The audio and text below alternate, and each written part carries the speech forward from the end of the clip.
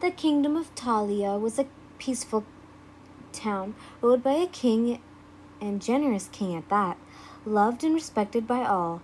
But the second brother, Richard, was, on the other hand, not so much. He was childish and greedy. Many were glad that he was not on the throne. But one day the king suddenly died.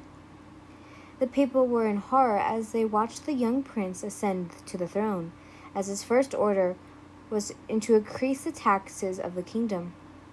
"This is ridiculous," a young yin growled. "Yeah, tough times are sure ahead of us," their friend Kirishima frowned. "But don't worry, I'll watch over us." "What?"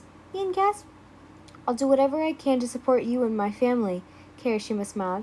Kirishima's parents had perished a few months ago, leaving Yin as an Yin's parents had perished a few months ago, leaving Yin as an orphan. Kirishima was very smitten with Yin, his best friend.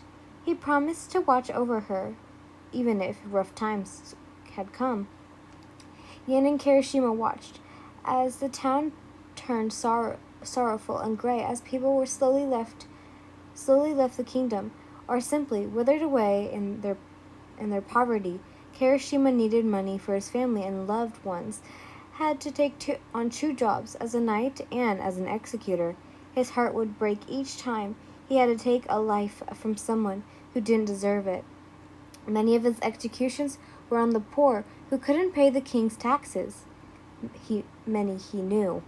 Yet he continued to support his family, while Yin, on the other hand, seemingly vanished from the village. This greatly saddened Kirishima, as he hoped that Yin would stay by his side. But the king knew Yin wasn't the part of the knight's family and ordered her to pay her taxes. So when she didn't, she ran into the woods to escape the king's cruel punishment. Kirishima's heart broke as he continued to serve the king, but only in fear, as he knew what would happen if he went against the king. While Yin hid away from the king, their hatred towards the king never wavered. But they didn't care to bloody their hands, knowing the power Vekan can cause, leaving unsure if the next person would be any better than the current king. So instead, they opted to steal from the king and return it to the people, under the allies of Robin Hood. "That witch had robbed me again. All of you, hunt that wretch Robin Hood," King Richard demanded. The knight searched high and low for Robin Hood. Kirishima would always react their attention, causing them to lose their criminal's tracks. Kirishima just couldn't bring himself to harm his friend and love. With each failed capture and rumors of possible uprising, the king grew more and more frustrated and decided to bring fear into the land. Using dark magic, as he set aflame a small part of the town, yet the flames were giant. As the smoke covered the sky, the people from other parts of the kingdom could see it. As the servants of the castle stared in horror, as the king turned to his knights. "If you don't wish for this to befall your families, I suggest you find Robin Hood. I plan to make an example out of her," King Richard said in a cold tone.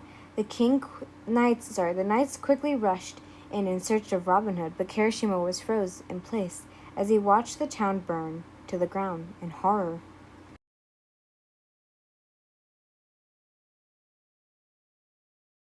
"Yin, you can't turn yourself in. We need you," Yin's ally Deku said.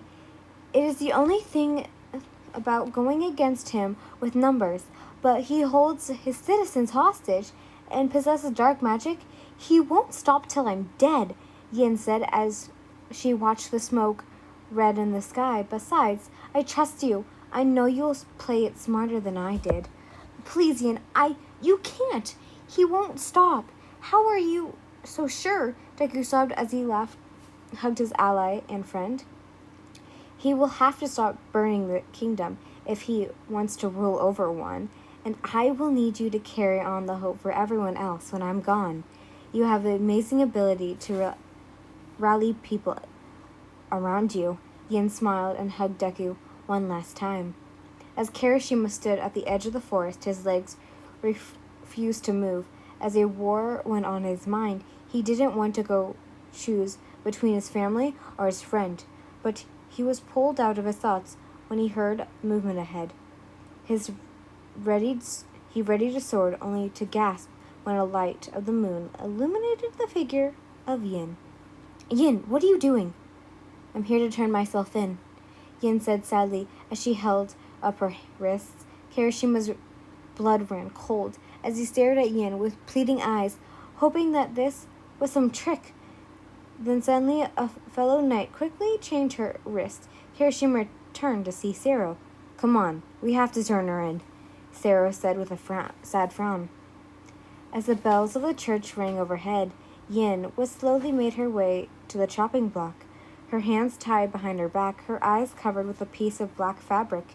Kirishima stood with a sword as his arms trembled as he watched Yin approach closer and closer till she was kneeling and placed her head on the block. I'm sorry. I'm so sorry, Kirishima whispered as he raised his sword. Kirishima, well, I hope there is a next life. Maybe things will be better, Yin simply said. I'm sorry that we're going to part ways like this. I'm so sorry, Kirishima sobbed as he brought down his sword.